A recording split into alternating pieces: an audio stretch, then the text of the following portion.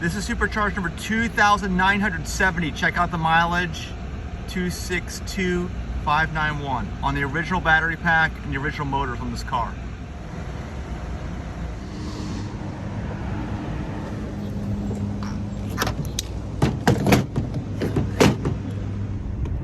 Hey everybody, it's Mike, digitalnomad.net. We are driving here in the Tesla thanks to Autopilot, and I want to make this video because Tesla just released a kind of a press release on X, formerly known as Twitter, in response to some inaccuracies in the press, and we're going to talk about it and kind of go in depth. So Denise is going to read bits and pieces, well, the whole thing actually. We're going to pause from time to time and let me know your comments down below also about what you think about this kind of stuff. So go ahead, Denise. Is it Reuters or Reuters? Reuters. Reuters published an article that leads with a wildly misleading headline and is riddled with incomplete and demonstrably incorrect information. Okay, now let's talk about Reuters. They are a news service like Denise and I were talking earlier. They release stories so that to individual papers across the globe so that they don't have to write their own stuff and have their own staff, right? And so this released all over the place earlier this year, 2023. The latest piece vaguely and nonsensically suggests that there are thousands upon thousands of disgruntled Tesla customers. It's nonsensical because it's non-factual. The reality is Tesla's customer retention is among the best and highest in the industry. Here's the misleading headline. Tesla blamed drivers for failures of parts it long knew were defective. Sounds bad. It sounds really bad. It sounds really bad, but it's not true. The reality, which is buried in the article, Tesla paid for most of the 120,000 vehicle repairs under warranty. And here's the manufactured story. Okay, but hold on a second. So apparently Tesla says, yes, there were 120,000 vehicle repairs. Is that right? Yeah, Tesla is saying that? Under warranty. So Tesla paid for them and is not blaming the customer. They actually had warrantable issues with their suspension. Yeah. The customer photo represents not a failed component, but instead a post-crash component that was damaged in the course of reducing the adverse effects of a collision. The customer was informed that Tesla was able to review the telemetry and understood there was a crash that resulted in this repair not being covered by warranty. Okay, let's talk about this also. The article, even though it says it repaired 100,000 vehicles or whatever that were defective, was based on one customer's experience, just one, all right? And the customer's experience, as Tesla states, based on their telemetry. Now, what's telemetry? Telemetry is something that Tesla has, something that allows Autopilot to work and to improve. Basically, it's all kinds or any kinds of data points that are broadcast remotely over to somewhere else where they can be analyzed. So Tesla has the best telemetry in the industry, which allows them to have this, or claim that they will soon have, full self-driving level 5 on every car built since October 2016, if you realize that or not, because all the telemetry and systems are in place. They can also use this telemetry, even though they originally did it for Autopilot, as a way to look at other things that may or may not be going right. That's wrong. With the car.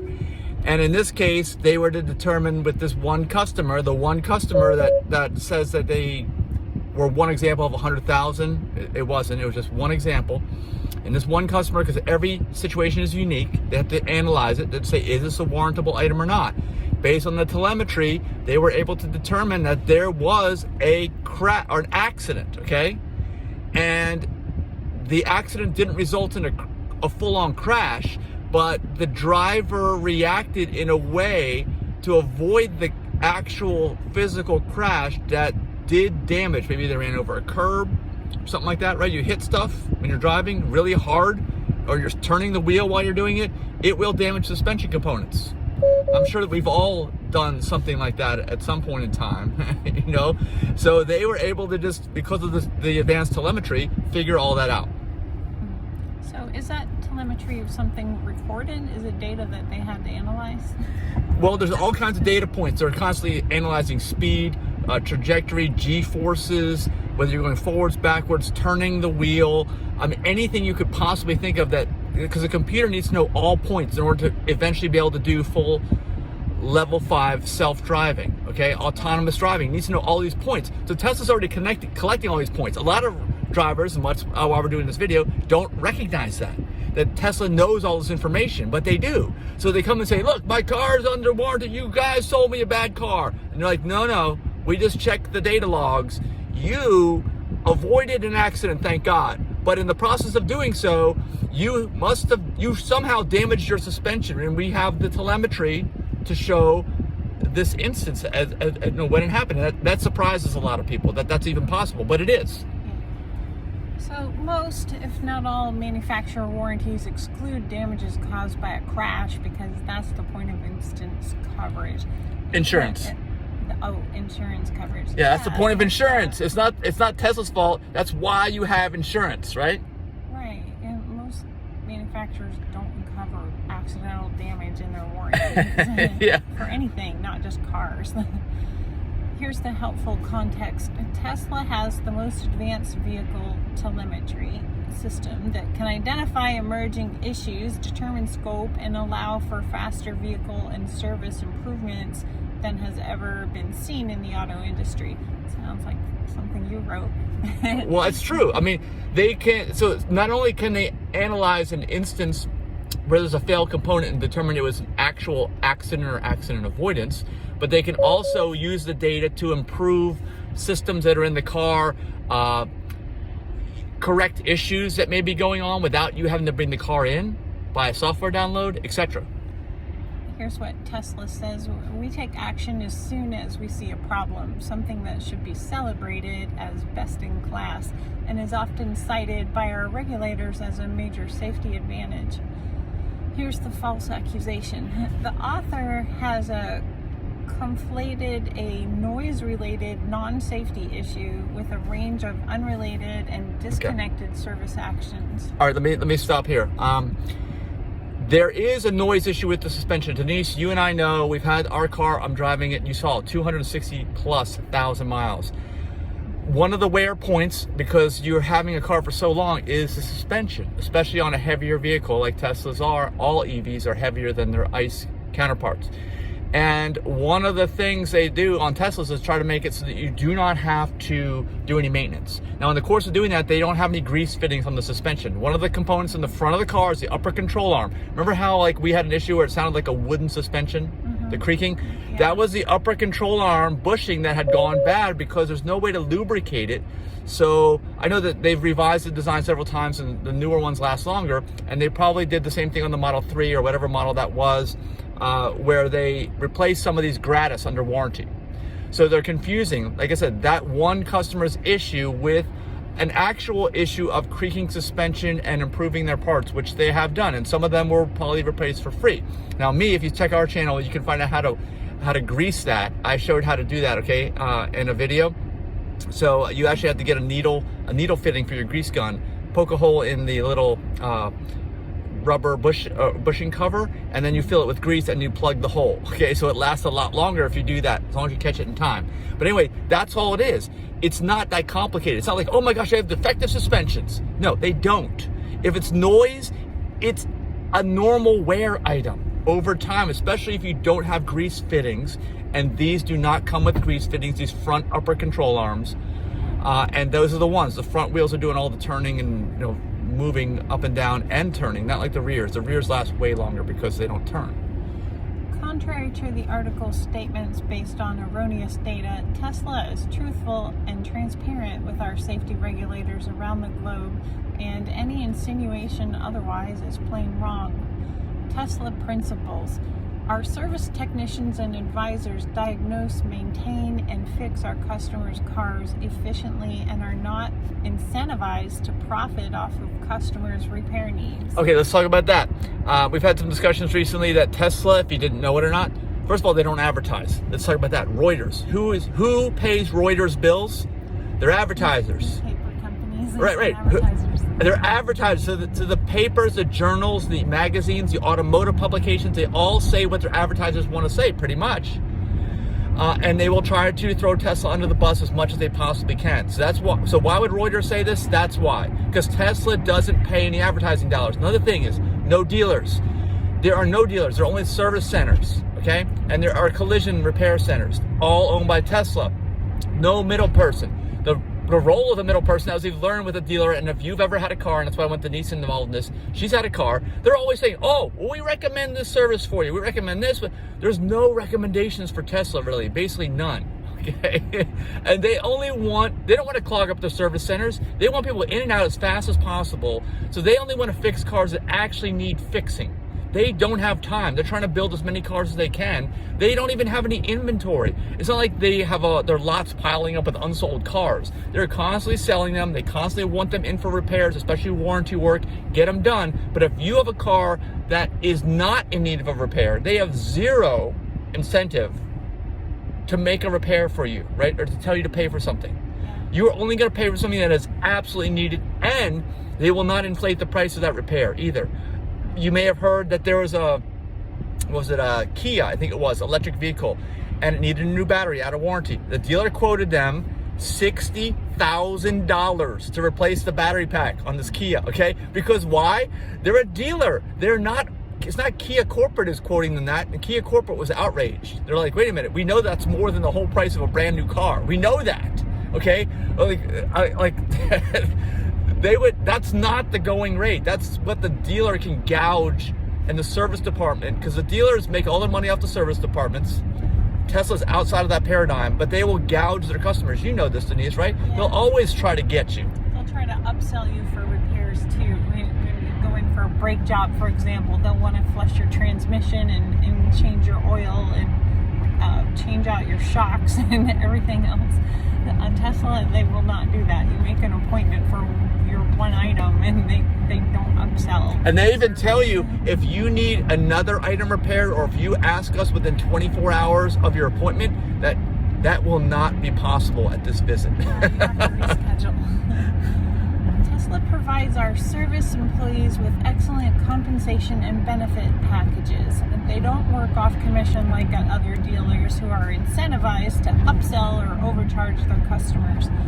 I know there was a Honda dealership in Erie that didn't even pay its technicians unless they were actually working. If there were no cars to fix, they weren't getting paid. So yeah, it incentivized the techs to try to sell people stuff they didn't need. You may or may not know this, but mechanics are commissioned salespeople. Okay, listen to that. Let me say it again. Mechanics are commissioned salespeople. I didn't understand that either the first time I heard it, but it's true, and it's because of what Denise is saying. Okay, that's the way the dealers are structured. The service departments of these automotive dealers and even independent shops are structured usually the same way as well. Tesla doesn't do that. They're in a totally different paradigm on so many levels. We can go in. We had a discussion yesterday about how many different paradigms Tesla is in that don't match up. Okay, this is another one. We didn't even talk about this yesterday. They're not in that commissioned mechanic salesperson paradigm, which is very powerful. You hear all the time, like, oh, I look for an honest mechanic. Well, why do you have to look for an honest mechanic? Why is it so hard to find one? Because, I gotta draw. Because of my telemetry just determined I wasn't paying attention. They were right. Because they do that because, okay, you have to look for an honest mechanic because the whole system is rigged against you. And Tesla is trying to convey, and that's why we're making this video, because they didn't do that good of a job of it, I don't think. They don't have a press department, another thing. So we're their press department. But they're trying to convey that you don't have to look for an honest mechanic at Tesla. That's what they're trying to convey, because they're all honest. The best service is no service. When service must be done, we fix 90% of the problems, 90+% of the problems without even needing the customer present, either through over-the-air updates or with mobile service. Mike just drove off the road so you can turn the autopilot back on. Mobile service. Service at a customer's house or workplace. Yeah, that's really cool. They have those mobile rangers come out and fix your problems. To see Tesla's approach in action, one can refer to this maintenance study from earlier this year. Tesla was named the cheapest luxury car brand to maintain. That was an article published on Yahoo. I saw the link to that. This cherry-picking approach to journalism results in missing the truth, which is a pattern in many of the negative articles about Tesla. Using one customer's one-sided version of the events as the universal experience of all customers paints a false and misleading picture of Tesla. In reality, for every upset customer, there are hundreds more who are thrilled with their Tesla and eager to repeat their business. The numbers don't lie in terms of repeat sales and customer satisfaction. But we strive to make every customer a lifelong member of the Tesla family. While others may have their own agendas, our principles have been the same. They definitely do. Like I said, the commission mechanic salespeople, the dealer networks, the automotive journals who are paid by their paid advertisers, which is every other automotive company. Yeah. Their competitors. So their principles have been the same since the beginning: to make the safest cars in the world, which are easiest to maintain, while accelerating the world's transition to sustainable energy. Okay, and we run the Tesla High Mileage Club at teslahighmileageclub.com. We do have many stories of people that go 100 or more thousand miles with just changing tires and air filters and wiper blades, and that's it. There's nothing else to do. Okay, and Tesla hasn't pressured them to buy some maintenance package to protect your investment or something like that, which you usually get, right? Yeah. They always try to, the service departments are like, well, you got to come in every 30,000 miles, right, for this, and then your 50,000 mile service is this, and you're saying, it's so expensive. What I thought was really sad was one time you had an existing service appointment because you had some body repair being done due to an accident, and you needed something else, and you couldn't get an appointment because you had because of the app. That's one thing with the app. You can only have one appointment going in the app at any time. So Tesla does own their own body shops. They own some. They will soon have way more, and you're probably not even aware of this because they don't advertise this. They don't have a press department, and that's why they released this on X. That's their press release, I guess. Because Elon owns the old Twitter. But that's if you had any other ICE vehicle, you would just go to a service center and they'd say, sure, leave it here. Can you leave it? But you can't just go to a Tesla service center and expect them to want your keys. They want you to have an appointment and come back. Yeah, and you have to do it through the app. That's right. That's why everything's kept track of. And like we said, you can't add to it. They don't want to add. Tesla doesn't want to upsell you because they know they have so many vehicles in the pipeline that actually need repairs or warranty work, because there's so many, and there's millions of Teslas on the road. That's the thing. We're not talking about just a few cars. There's Teslas everywhere. You guys know that. At the end of 2023, and probably the reason why they released this all of a sudden is because they are trying to meet sales goals. This is the last day of the year that we're publishing this video, because this is the last day that counts. They can make some more deliveries today, more sales, whatever, and they don't have any inventory. If they happen to have something available, like we went by the mall the other day, where they usually have cars inside to display, right? There were none, because they sold them all. They don't have any inventory. There's no lot. There's no Tesla lot. You go out and check all the different vehicles. Usually if we see the cars out there, they're in for service or repair, and they want to get them out of there as fast as possible. Yeah. So in summary, this is just a really good example of how Tesla is so much different. What else did we talk about yesterday that we didn't touch on in this video about why Tesla is different? Remember we talked about all these different components. I may have forgotten one. No dealer network, no paid advertising. If there's anything else, drop it down below as a comment. Let us know your thoughts too on this whole experience, because like I said, everybody in the automotive journal world, like Reuters, has it out for Tesla. The only reason they've ever said anything good about Tesla is because their products are irrefutably good. Because otherwise they'd look like fools, okay? That's the only reason, because every other thing is against them saying anything decent about the company, right? Yeah, that article title was really misleading. They're just trying to sell papers and get more paid advertising from all the other automotive companies, and it sure appears that way, doesn't it? Yeah. When you see that article? Clickbait. yeah, and basically everybody's like that. I mean, it's the whole automotive. It used to be that the automotive journal business was, I guess it always was slanted in favor of the manufacturers because they just give them more cars to test or buy more advertising. But now that Tesla's around, that whole paradigm of automotive journalism has been turned upside down. And it's only people like us that you can get honest, truthful reviews. And Tesla's trying to do this. And like I said, they have no press department, but they released this in an effort because I think they were just fed up. You know, you see something like that, and it's totally ridiculous, especially when they're supposed to be from a legit, I don't know, journal, right? Right. Who can you even believe anymore?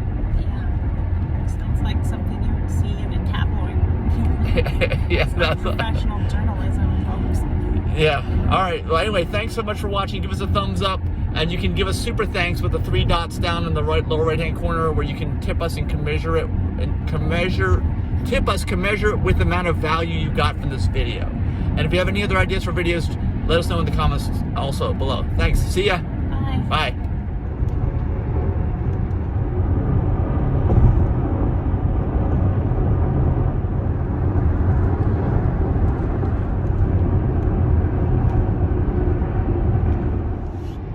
I also think it's ironic that in recording this video, the telemetry that was talked about there in the Tesla response is what got me put in autopilot jail there.